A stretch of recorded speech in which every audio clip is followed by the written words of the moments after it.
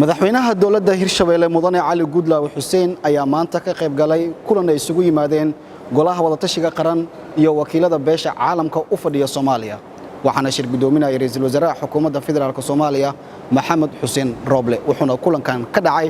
tendada Afisyooni ee magaalada Muqdisho waxaa lagu hadlay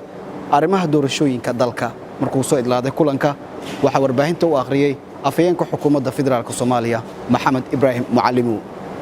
maanta shir isugu yimid golaha wadatashiga qaranka Soomaaliyeed oo uu hogaaminayay ra'iisul wasaare Maxamed Xuseen Roble kana kooban madaxweynayaasha dowlad goboleedyada dalka iyo sidoo kale gudoomiyaha gobolka Banaadir waxaana kulan ay la qaateen wakiilada beesha caalamka oo ay maanta ballansanaayeen waxa ugu horeyn diiradda ra'iisul wasaaraha Soomaaliya oo kulanka furay uu saaray ahamiyadda ay leedahay kulankan iyo sida ay muhiim u tahay in beesha caalamku ay qayb ka qaadato hirgelinta doorashada marka ay timaado arrimaha amniga waxa uu ku adkeeyay in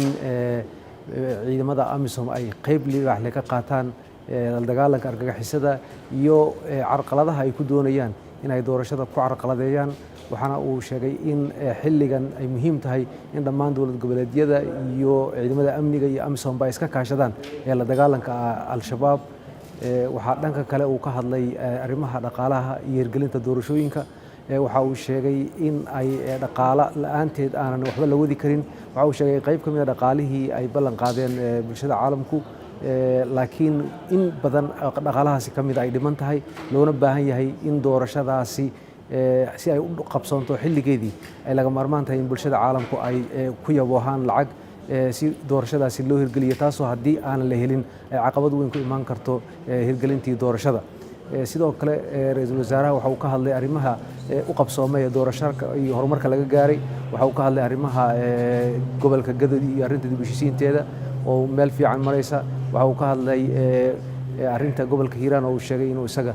shakhsiyan maaragtay arrintaasi u istaagi doono waxa sidoo kale ra'iisul wasaaruhu uu sheegay in ay laga maarmaan tahay in doorashadan ay ku dhacdaa si